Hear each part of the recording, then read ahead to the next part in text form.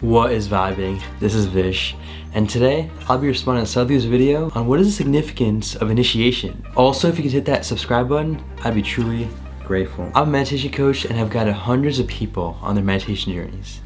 If you have any questions as to how to start or where to begin, either comment down below or message me on Instagram at VishVibez. Sadhguru is a yogi, mystic, and visionary who is enlightening the world. Sadhguru is a yogi, mystic, and visionary who is enlightening the world. Speaking of initiation, I recently initiated into Shambhavi Mahamudra about a month ago, and I've been practicing that every single day. It was an awesome spiritual experience, and I'm very excited to see all the fruits that this process will yield. Let's see what he has to say about initiation.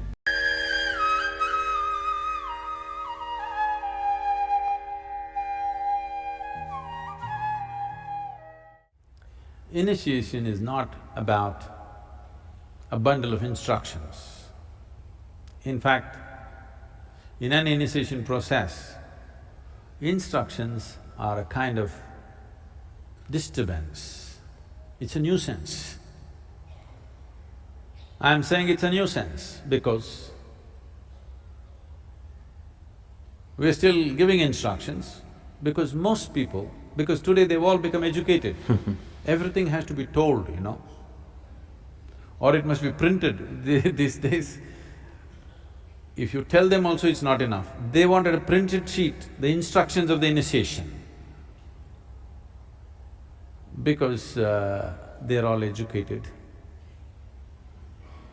their brains are full of words, not of life. Too many words. So everything has to be verbal. Even saying it is not good enough, you have to print it. Or you have to record it and give it to them so that they can put headphones and listen to the instructions every time. Initiation is not a bundle of words. If we have to use an analogy, if you know something about electricity, in electrical motors and stuff, there is something called as induction. The power is there, the motor is there, everything is there, but without an induction switch, it will not go. All the ingredients are there, but still it will not happen because there's no induction of energy. So initiation is like an induction. You have all the ingredients to be meditative, but it doesn't happen. Why does it not happen? Because this is the way the creation itself happened. If you go by the traditional explanation, one way, if you go by the modern scientific way, it's the same thing said in a different language. Modern science is talking about how everything was empty space. Now they're removing the word empty and saying it was space. There is no physicality there, but there seems to be something else there. What that something else, we don't know, as for the science. And today they've made experiments where in vacuum state, if you apply a certain energy around it, not into it, around it, suddenly virtual protons and virtual neutrons will spill out. That means creation begins just because there's energy playing around. There's a beautiful story in the yogic tradition. Shiva. You must understand the word Shiva. Shiva means that which is not. It's an appropriate description for space. That which is physical, creation. That which is not is non-physical dimension of the existence. So Shiva means that which is not. Shiva was lying, his body spread across the cosmos, but he's not.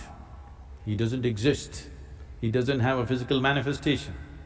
Then Shakti, a certain dimension of energy, came and danced around him, and then he came alive. Then he started spitting galaxies out of his mouth. This is the most appropriate description of how creation happened. Still spitting galaxies, new galaxies, it's continuously happening. Simply because a certain energy touched it. Everything that was needed for creation was already there in him, but he needed induction. So, initiation is a kind of an induction process. But unfortunately today, if I just ask people to just sit here, we'll do things for you, they'll slow. Nothing happening, why is he not doing anything? You're supposed to say something.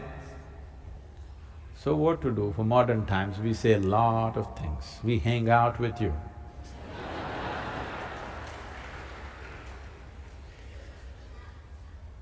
Today, if you go and sit in the Dhyanalinga temple, without instruction, you can become meditative. I can't do that to you here now. What's her name, this girl? Hina? Hina, you're in UK. If you're willing to just sit there, I can do it to you now, wherever you are. But right now, you're a student, still educating.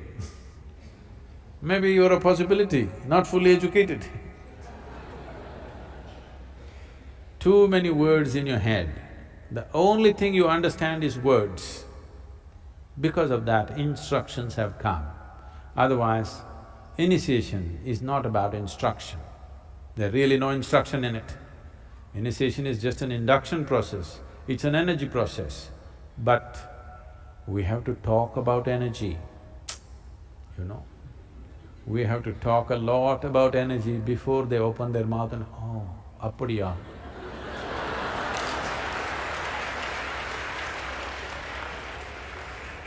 Tough times for gurus. Too much talking. If you don't talk, nobody will be here. Very few can really understand. If we simply sit here and reverberate, they will also sit here and reverberate. Those numbers are small. Well, in Isha those numbers are increasing. I don't have to say much. But in the larger world, you have to talk and talk.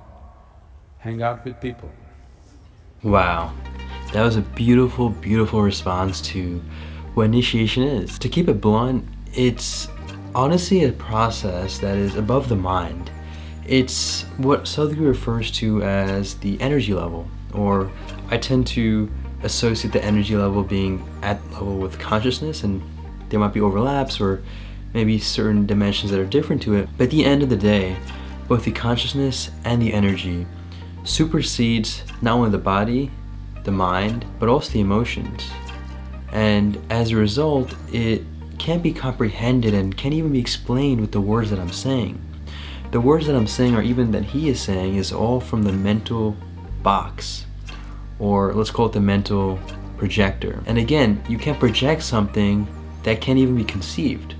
Imagine trying to explain to someone who is blind what you are looking at right now. You can only give directions and hints at it, but you can't directly experience it because you don't have that dimension tapped into. And that is why it just can't be explained. Now, to give some sort of directional understanding towards it, like I said, it's something that can be explained, but I can point you in the direction as I was pointed, and I've experienced it through Shambhavi Mahamudra by Sadhguru, which is online. And so the directions that I can provide and share includes the idea of some sort of connection being established.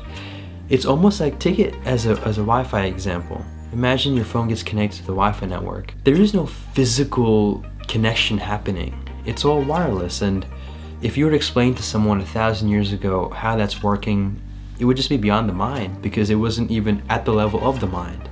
So now the mind has matured to a level where these things are possible. However, similarly, the initiation is even beyond our current mind's capacity.